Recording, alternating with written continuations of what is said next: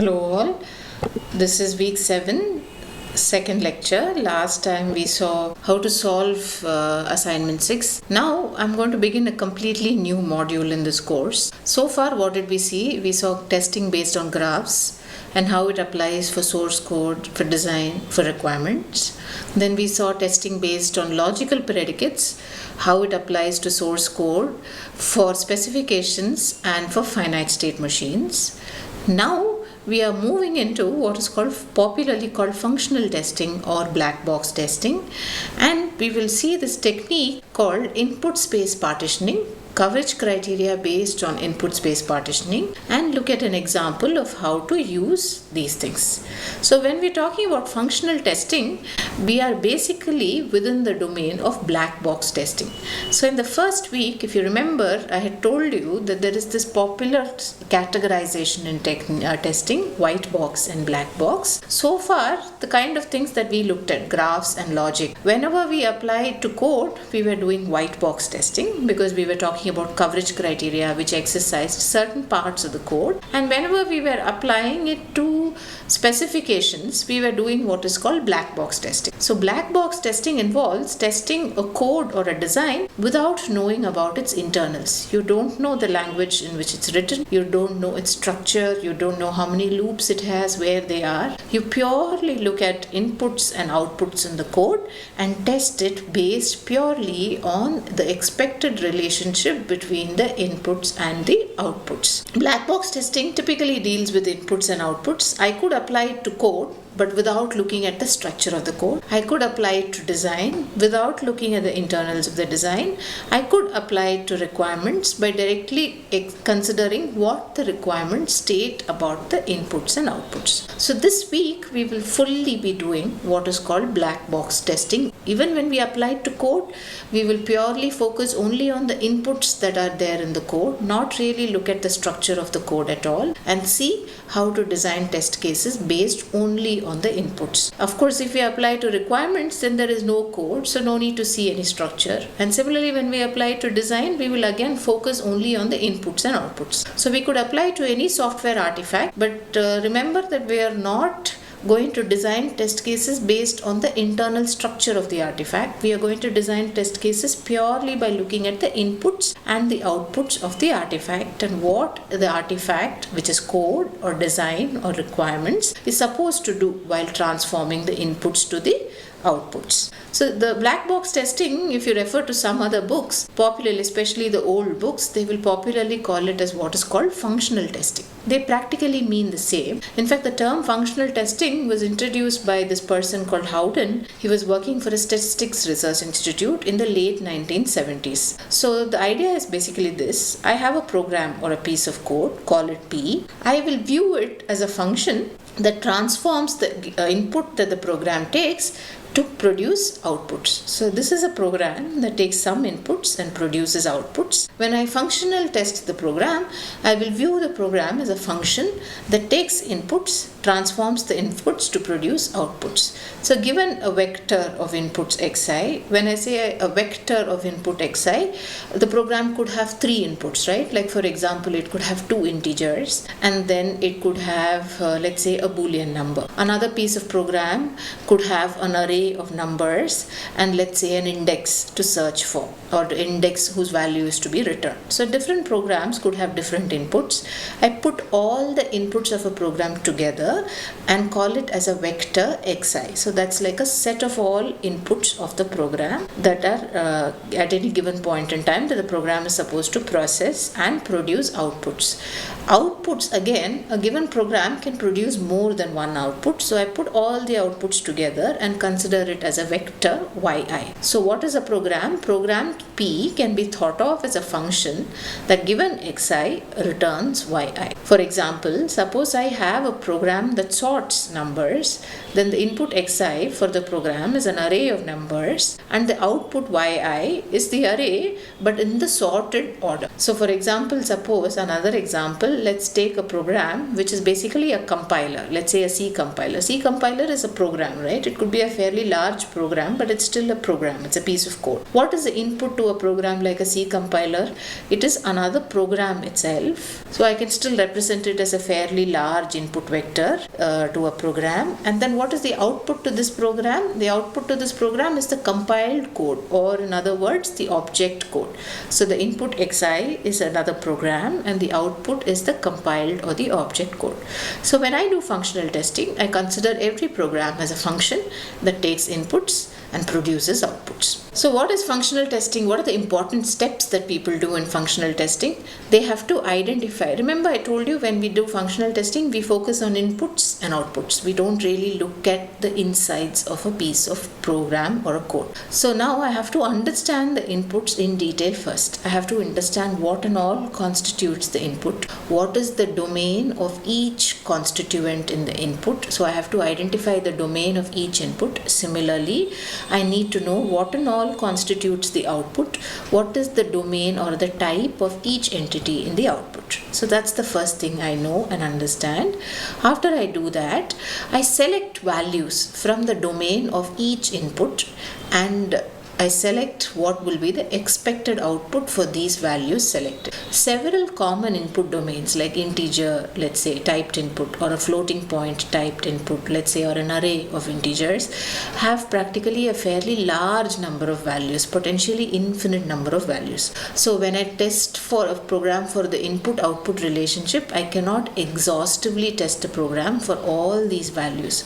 The best that I can do is to select a subset of values from the input-output space. This whole week, what we will be seeing is what are the various ways in which we can select to test the program for its input-output relationship. So the selection or the combination of selections is what this week is going to focus on. Once we select values, we consider combinations of the specific values from different input domains to design test cases. And we consider input values such that this combination that we consider, for each different combination that we consider, the program we expect produces different outputs. Let's say you consider the same combination again and again for which the program produces the same output again and again, then you're not being effective in testing the program. Ideally, the combinations that you select should be different in the sense that they should produce different behavior in the program,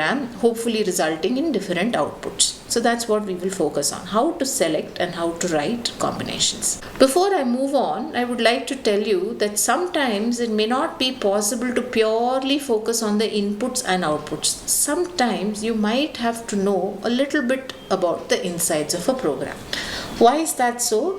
Here is an example. This is popularly called doing functional testing in the context of something else.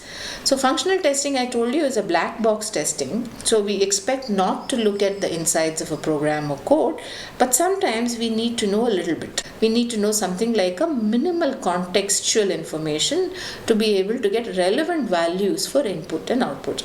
I'll illustrate this through an example for you. Consider a program P. I have not really written the code for P, but assume that this is the space of program P. This is where the code of P resides. Somewhere in its code, P uses a function f. There is an input x to the program P, and this x within P is passed on to call the function f whenever x is greater than or equal to 20.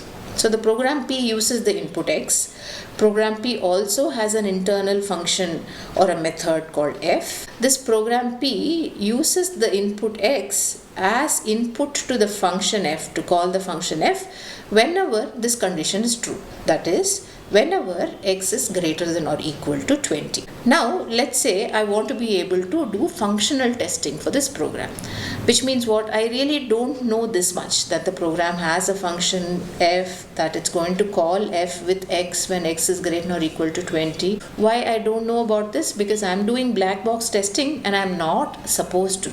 All that I know is x is an input to the program P. So I make an attempt to design select values for x such that I can test how the program P transforms the input x into corresponding output. Suppose x is a floating point variable, and as I told you, we are not aware of the presence of this predicate. We are not supposed to be aware because we are doing black box testing. So we are likely to test for the following input values of x. We will take x to be, let's say, one positive number, x to be one negative number, and maybe we'll test how the program behaves when x is 0. I have written k as a number with a large magnitude because we are unlikely to test it for small magnitudes because it's a floating point number. If you choose 0, then you would choose a large number and you would choose a large positive and a large negative number. Now, if you see these three choices that we have selected for input x, plus k, minus k, 0, which of these three choices will actually make the program call the function f? It will be only this plus k.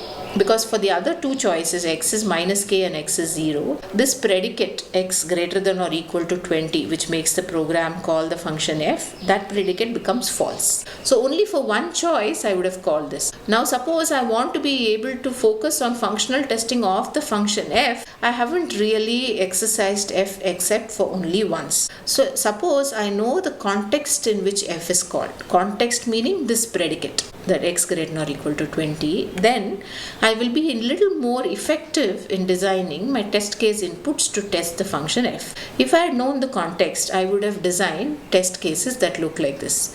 I would say x is k, where k is a number much larger than 20, and I would say x is y, where y is a value between 20 and k, and then I would call it for x is equal to 20. In all the three cases, the function is called, in this case at 20, and then in this case for a number larger than 20, and in the middle case for a number in between 20 and some large number, that is for a number close enough to 20. So what I'm trying to tell you through these slides is that even though we are focusing on black box testing, where we don't look at the internals of a program that looks like this, but suppose we want to do black box testing or functional testing focusing on a particular function f of the program, we might have to look at a little bit inside the program just to know the context in which that function is invoked or called. Knowing the context will help us design, select input values such that we can exercise the calling of the function f itself correctly to be able to do black box testing for that function. We still need not know the entire code for this program. It's enough to know the context in which this function is called for us to be able to help us to design good test cases.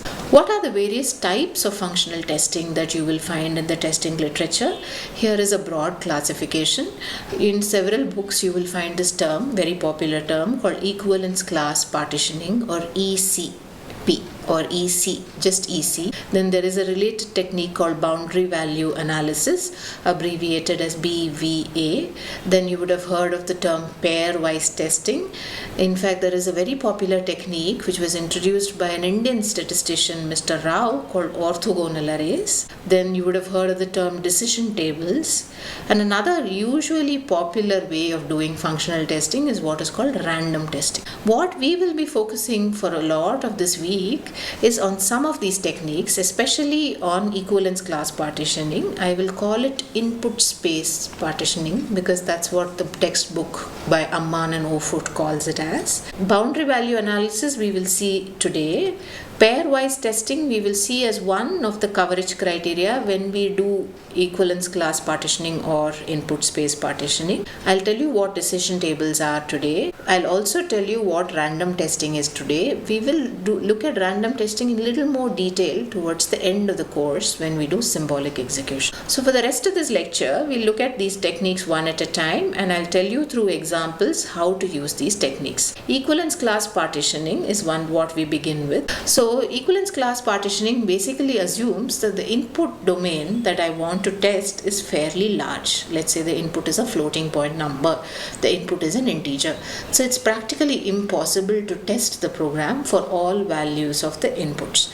So I want to be able to partition the set of inputs such that the number of partitions is finite, and each such partition is known as an equivalence class. The word equivalence class comes because as far as the program is concerned, it's expected to behave similarly for each element that is chosen from the partition. So we will make this very precise and clear. I'll define to you what a partition is and how to select inputs from partitions, what are the properties that partitions should satisfy, everything in the next lecture. But for now, equivalence class partitioning means you take an input domain, it's a fairly large set. I partition the input domain into several subsets, a finite number of them, such that I pick one input value from each partition.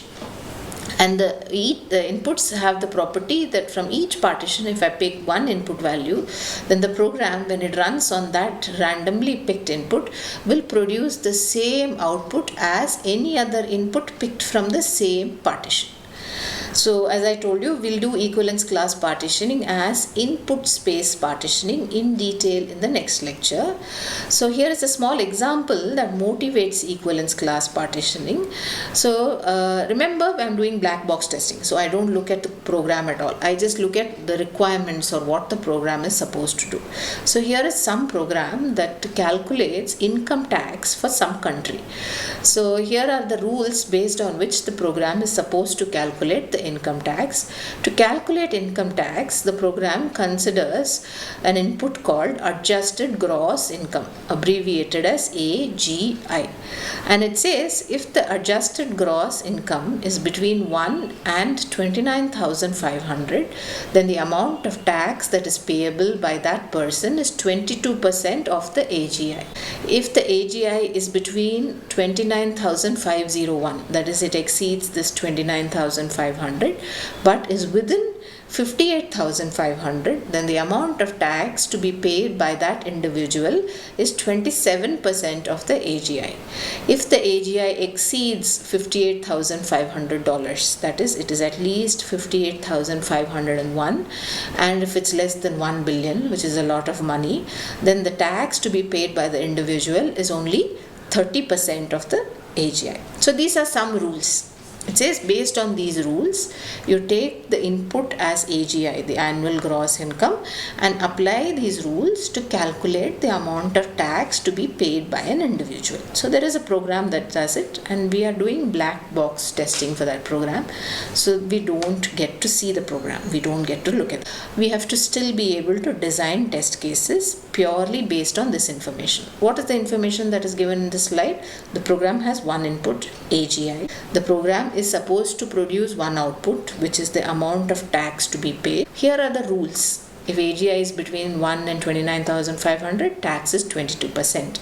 If AGI is between 29,501 and 58,500, tax is so much. If AGI is above 58,501 and less than 1 billion, then the tax is so much. We know this much. So we know inputs, we know outputs, and we know how the program is expected to compute the output given inputs. Now, if you see this input, there could be so many individuals who have different AGIs. I clearly cannot test the program by giving each individual number as annual gross income and test. And it's not necessary also. Why is it not necessary? Because if you see the requirements here, it clearly states that if the annual gross income is between $1 and $29,500, which means for any value between these two numbers, the tax is always 22% of that value. So it's enough to pick up one value from this number to be able to test it, right?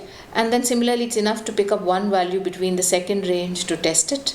It's enough to pick up one value between the third range to test it. And we also typically pick up values that are outside the range. So I will give a number less than $1 and I'll give one number greater than 1 billion, which constitute the boundary of these equivalence class partitioning. So totally, we get 5 partitions. One partition is for between 1, annual gross income between 1 and 29,500. It's a valid input. Another partition is for the annual gross income being less than 1. It's an invalid input because annual gross income is a negative number, let's say, or let's say 0. The third partition, which is again valid, is annual gross income is between 29,501 and 58,500. The fourth partition, which is another valid input, is annual gross income is between 58,501 and 100 billion. And there's one final outside the value or invalid input, which is annual gross income greater than 1 billion. Maybe that person doesn't have to pay any tax.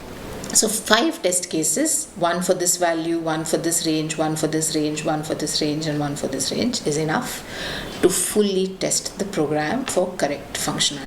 Moving on, there's another popular technique in functional testing called boundary value analysis, abbreviated as BVA.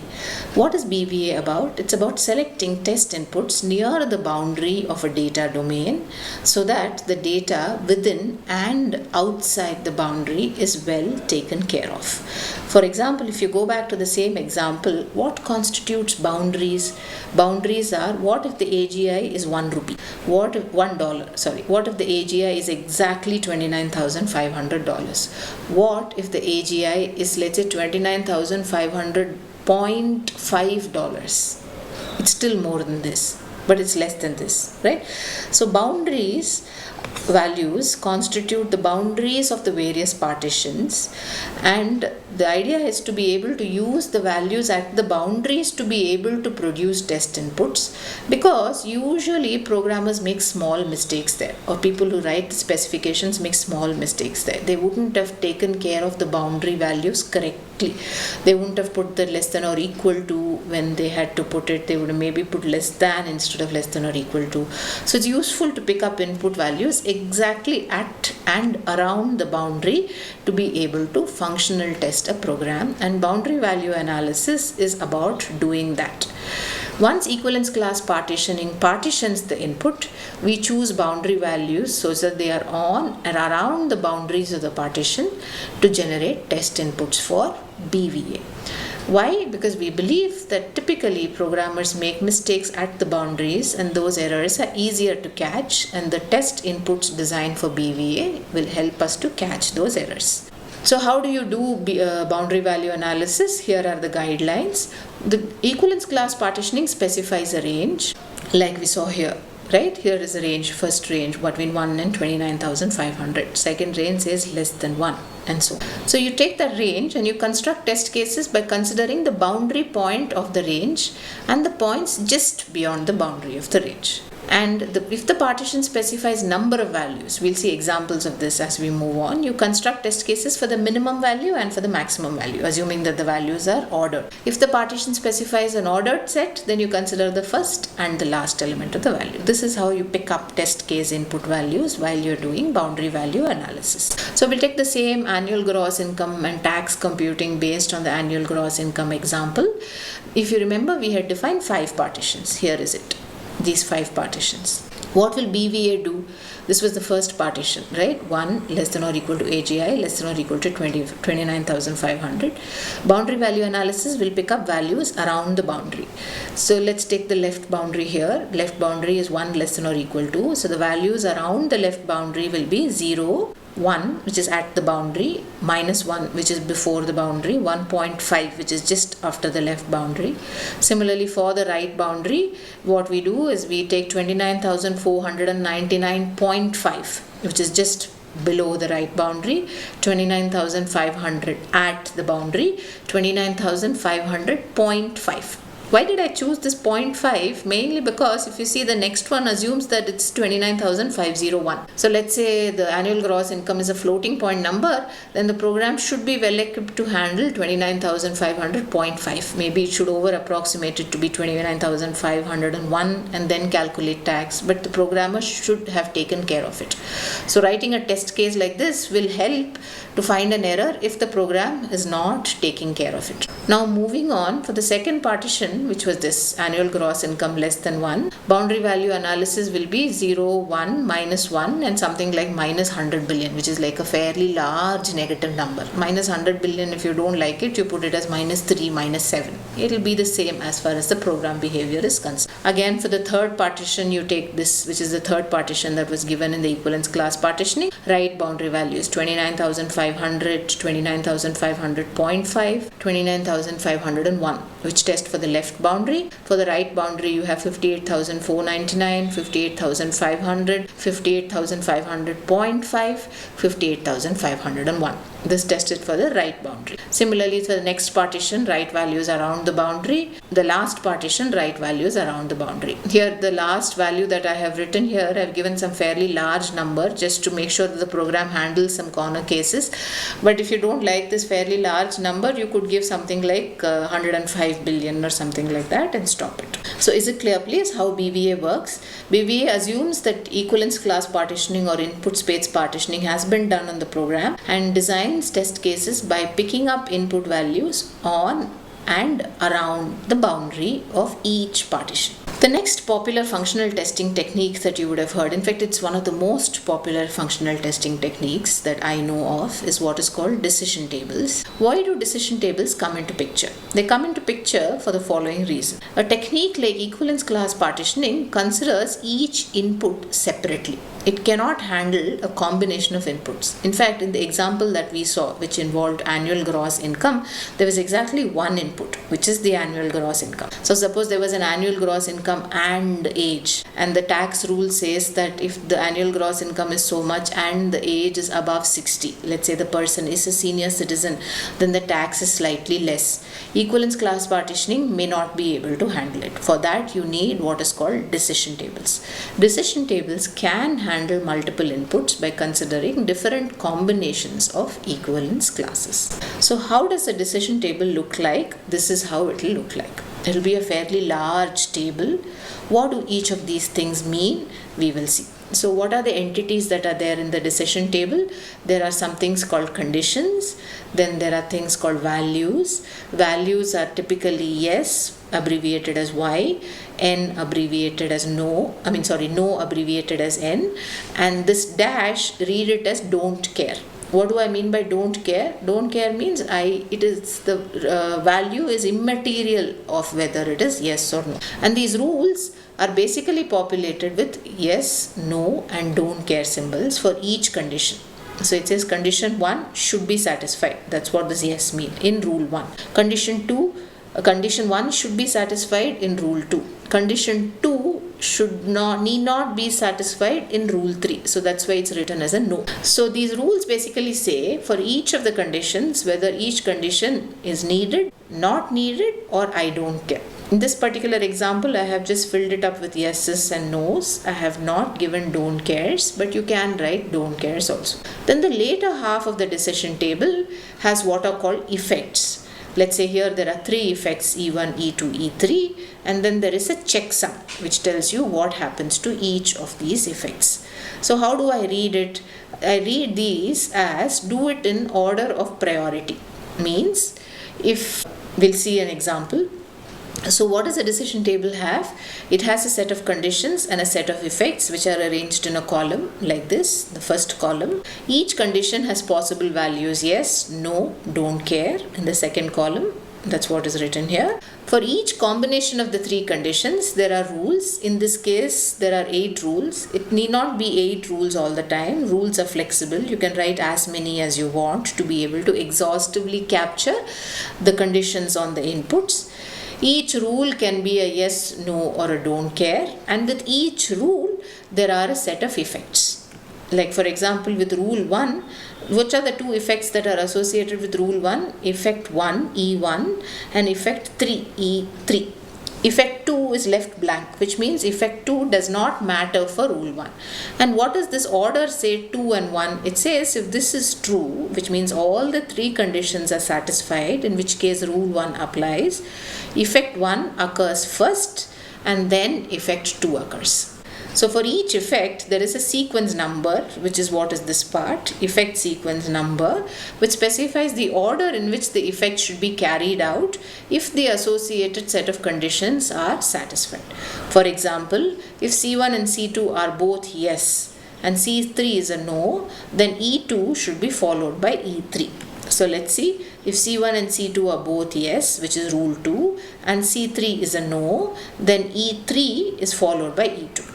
Is it clear? So what is checksum? checksum is used to, the standard use of checksum is to verify if the combination of the values is correct. So this is how a decision table looks like. So we'll see a small example. So let's say there is a loan management system, and that calculates what is the amount of loan taken, what is the amount to be repaid, and what is the term. Is it to be paid over 3 years, over 5 years, over 15 years? What is it? Right? So there are two kinds of inputs. Repayment amount is one input.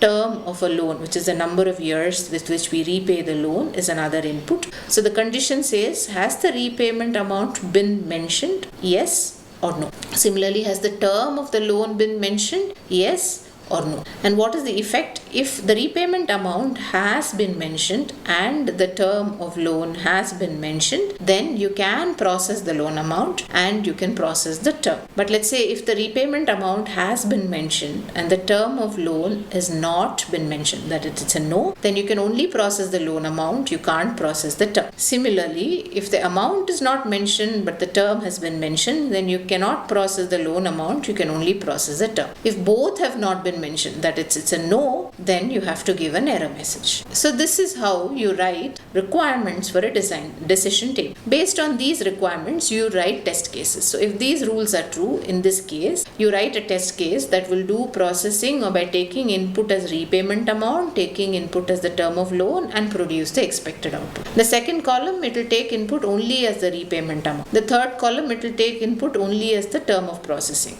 In fourth column, it just handles error handling. It has the program done exception handling or error handling well. That's what the fourth case will test in the decision table. I hope decision tables are clear. Moving on, we'll wind up this module with a brief look at random testing. What does the word random say? Random says pick a random input and test. You might wonder, why is this useful? In fact, it turns out to be a very popular testing technique. There is a popular class of tools called monkey runners, which is like, imagine a monkey producing inputs to a program. So this tool will produce inputs that are as random as that. These are very useful when you test a program to see if it's handled exceptions and all kinds of error conditions very well. So random testing, basically it selects a test input randomly from the input domain and gives it to a program. But they also see how do we use randomly selected inputs to know if a program has an error. Here is an example that illustrates that.